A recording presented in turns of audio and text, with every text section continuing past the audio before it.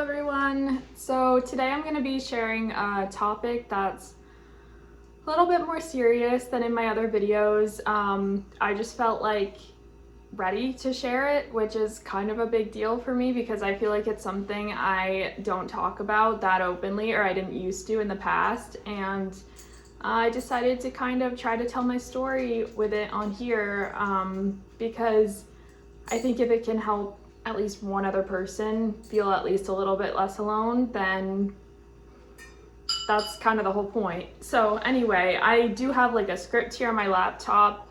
I'm going to be reading mostly from that just because I felt like it would be hard to kind of put my thoughts together without kind of referencing something. So I started by saying that I don't want to pretend like I've never dealt with anything hard or my life is perfect on here. And while I love a little whimsy as much as the next girl, which I do, I think I just want to share also that I do romanticize my life in the way I do because I kind of have to some days, because I find it really does help my mental health on the harder days I deal with. And today I'm going to be going into what my particular mental health struggle has been in a little bit more depth because, like I said, I think if one person sees this video and can leave feeling at least a little bit more seen or a little bit less alone, then making this video will have been worth it to me. So I guess I'll start at the beginning. I have dealt with OCD for most of my life, but not the classic cleaning kind that's portrayed in the media because it can actually manifest in so many other ways. Really, it's just when you have an intrusive or unwanted thought that you notice. Most people have those thoughts and they're able to let them go more easily, but with OCD, these intrusive thoughts can get really sticky and you start to feel like you have to figure out why this thought came into your mind, and you start going down these rabbit holes thinking, am I a bad person for having this thought? You fall down the rabbit hole of obsessions, which can then lead to you feeling like you have to perform some kind of compulsion as a form of relief. So for some people, say if their intrusive thoughts are all surrounding fears of germs or contracting an illness, then their compulsion may be hand washing. And I feel like this is the type that is most commonly shown or known about. But compulsions can come in so many other forms. And for me, it came more in the form of mental compulsions through rumination or replaying of thoughts or trying to figure things out. And sometimes Googling would be another compulsion related to that. And really, it all comes down to trying to get this relief from unwanted thoughts that are ego dystonic, which means they go against your character and values, and you really don't want to be having these thoughts, and they really scare you, and that's why they bother you so much. And there's so many other subtypes of topics OCD can latch onto besides fear of germs or illness that are just as common but feel a lot scarier and a lot more taboo to talk about. And these are the ones I experienced, which means it took me a bit of time to even realize I did have OCD, because at first I just thought I might be a bad person for getting these awful unwanted thoughts so stuck in my head. And to give an example of other themes, it could be something like harm OCD, which is when you might have an intrusive, unwanted thought pop into your mind about someone you love getting hurt, or even worse, you somehow hurting them, even though of course that's the worst thing you could think of. And then you get so bothered by this thought that you ruminate on this thought because you start to think, well, why did this thought pop into my mind? What does this mean about the thoughts? What does it mean about me, etc., etc.? And you go down this spiral of doubt that makes you doubt everything you think you know about yourself and your identity, just because of this one really sticky thought that you can't get rid of. And it's like any other thought, really. Like if I told you, try not to think of a white elephant, chances are you'd have a hard time not thinking of it right now. And it's because people with OCD don't want to be thinking about these things so much, they're hypersensitive to it, that they fight it and they argue with the thoughts, and then they become more sticky. So OCD is ultimately not really a thought problem so much as a reaction to your thoughts problem, because it thrives on you giving these scary thoughts a reaction, and then of course it's going to bother you and make you ruminate, and it takes you out of the present, and it really is exhausting. And at the end of the day, because you're still functioning and you're going about your day, but you might have this whole other inner monologue that feels a little like you're in a courtroom in your head, and you're the one on trial, and there's thoughts going, well, what if this did mean something about you? Or what kind of person would have this thought? And it can really just spiral and spiral because you're trying to arrive at this sure answer of complete certainty, and the truth is nothing in life is black and white and has a 100% sure answer. So you're left spinning trying to solve these problems that aren't really there. And it took me a long time to even get to the place where I could talk about this openly, because again, the intrusive thoughts go so much against everything you are and want to be thinking about. So it really is so disturbing to even deal with, let alone to talk about and share with others. And that's part of why I decided to make this video now, because I know just how lonely struggling with this kind of disorder can be.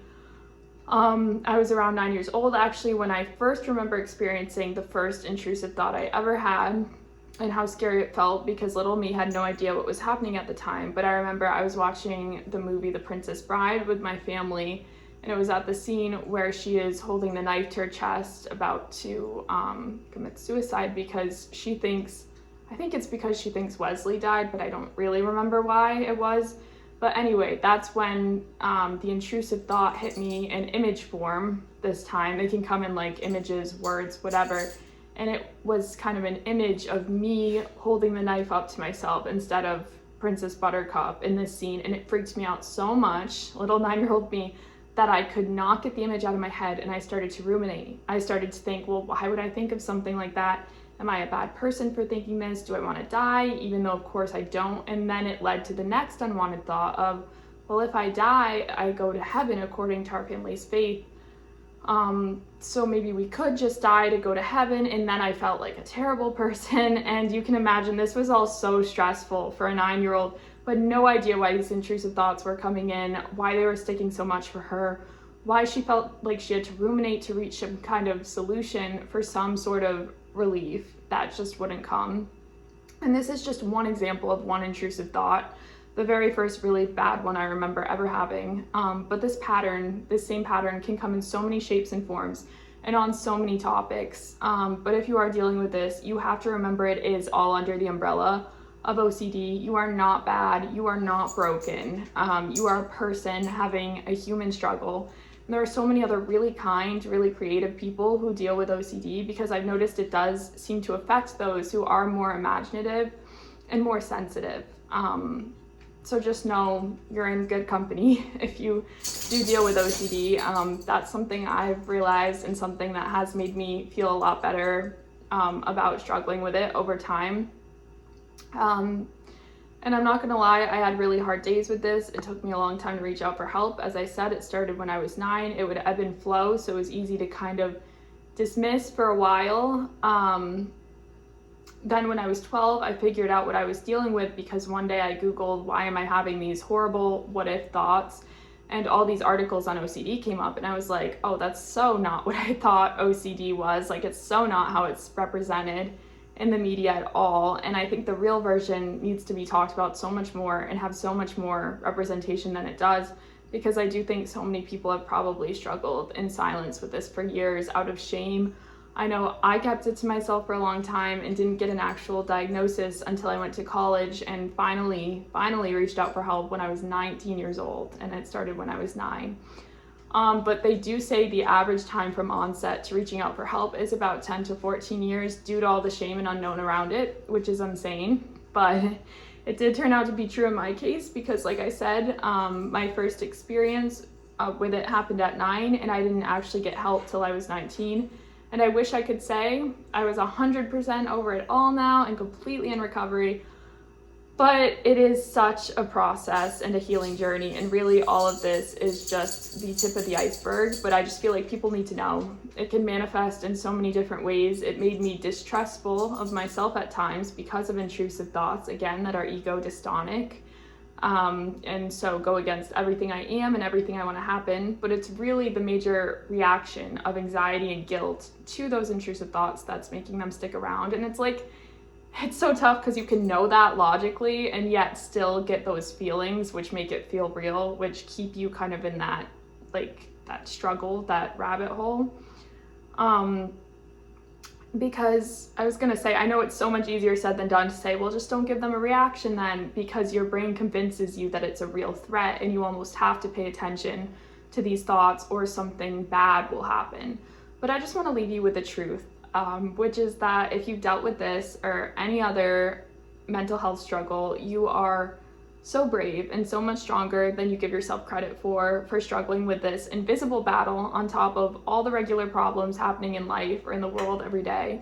You are so not defined by any of these struggles, and please don't believe every thought you have. Let your thoughts and feelings pass through you, and if you are struggling to the point of needing help, definitely reach out for it. I think it truthfully did save me at a point when I was really suffering really badly with it, and now I am on a recovery journey because, as I said, the symptoms of it do ebb and flow with time. It's up and down. It's closely tied in with hormones and sleep and all of that. So I will say it's made me much more aware of my physical health too, if I were to say one positive that came out of it and the struggle with it. And I've definitely had to take a step back, really learn how to take care of myself holistically, mind, body, everything. Because you really have to, like, when you go through a health thing like that, like, it really is a physical thing too. It's neurological. It's like it affects your nervous system over time when you're constantly on edge and feeling all this anxiety all the time.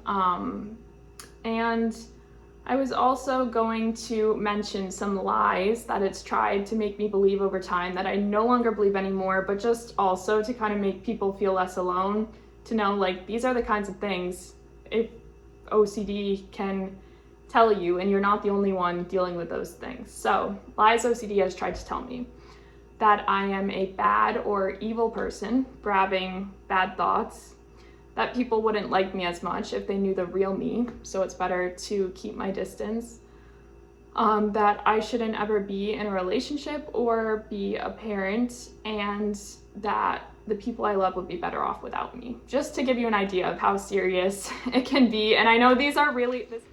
Okay, so what I was saying before I got cut off, because I am running low on storage on my phone, is that I realize how dark or morbid some of those thoughts can sound, but I also I wanted to share them because I felt like I needed to properly kind of give weight to how heavy OCD can feel like and what it can be like, and to show that it is kind of serious, you know, like, depending on the severity, like, it can be serious. And I think people see it as a cute, quirky, like, oh, obsessive Christmas disorder, like, you know what I mean? Like, it's just so, it's so misrepresented in the media, and it's shown as like an adjective, and it's really unfortunate because so many people go years like struggling with it and not knowing what they're dealing with. So that's why now I'm passionate about sharing more of my experience, because I just think it's important that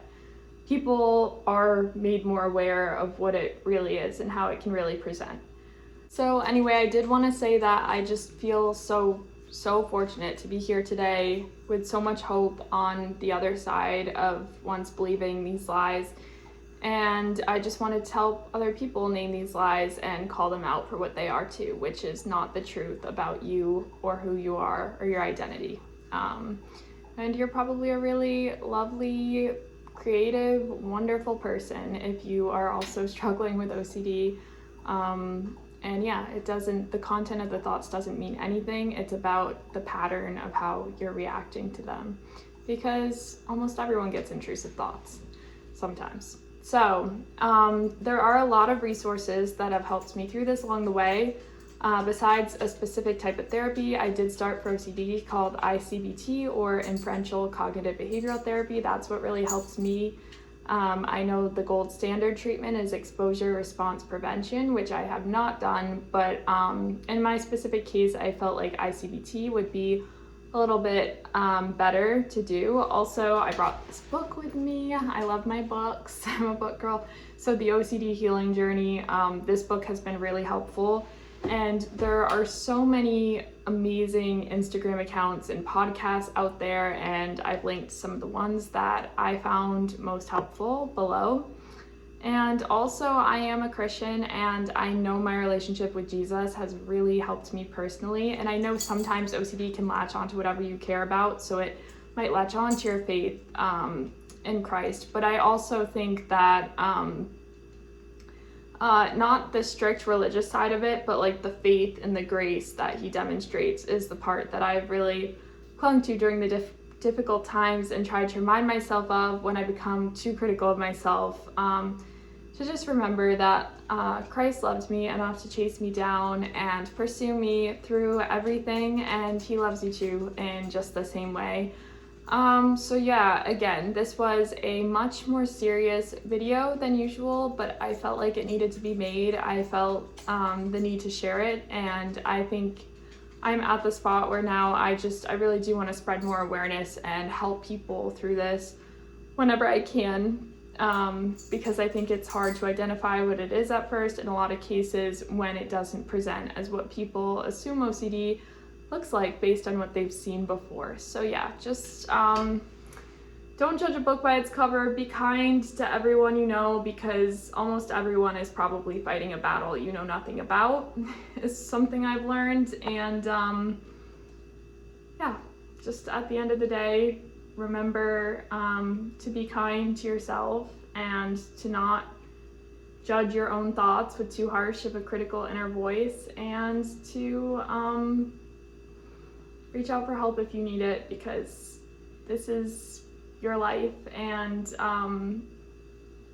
you want to live that life to the fullest. And if you're having a struggle like OCD, I know how binding it can be and how much it can take over your days. So I just want to help you to not feel that way. And thank you everyone for listening and following along to this point. And I look forward to getting back to my regular programming of books and shopping hauls and all that fun stuff. But this needed to be talked about and needed to be addressed. Yeah, love you all. Bye.